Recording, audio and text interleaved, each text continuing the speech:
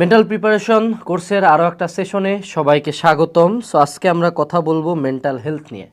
So অনলাইনের এই যুগে লাইফ স্প্রিং, ইয়াহিয়া স্যার, তারপর আরেক টাকলা স্যার, তারপর আরও অনেক psychology, psychiatrist, depression, loneliness, mental health, transgender, আরও এরকম বাল বতুয়া মেলা কিছু মিলায়, হ্যাঁ, মানুষের মাথায় একটা জিনিসের গুরুত্ব খুব বেশি বুঝাই দেওয়া হয়েছে, সেটা হলো মেন্টাল হেলথ। এবং অনেকে আছে এটাতে মনিটাইজ করার জন্য কোর্সের মধ্যেও নাকি সাইকিয়াট্রিস্ট নিয়োগ দিচ্ছে যে স্টুডেন্টদের সাথে কথা বলবে। হ্যাঁ, তো কথা হলো আমি মেন্টাল হেলথের বিপক্ষে না, অবশ্যই মেন্টাল হেলথ ইম্পর্টেন্ট, অবশ্যই মেন্টাল হেলথের বেশ কিছু ইলনেস আছে যেই ইলনেসগুলো অ্যাকচুয়ালি সিরিয়াস। এখন দেখো, বাংলাদেশটা এত সুন্দর একটা কিউট জাতি, যারা ট্রান্সজেন্ডার মানে হিজড়া সম্প্রদায়, এদেরকে নিয়ে কিন্তু মানুষের কোনো ইস্যু ছিল না।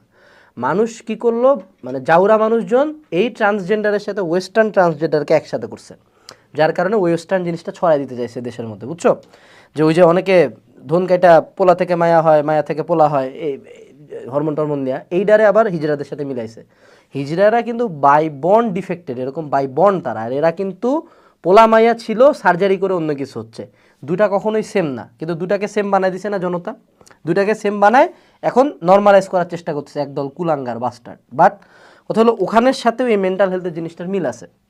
ব্যাপারটা হলো clinical depression, PTSD, OCD, ADHD, এরকম আরও অনেক মেন্টাল ইলনেস আছে যেগুলো অ্যাকচুয়াল মেন্টাল ইলনেস।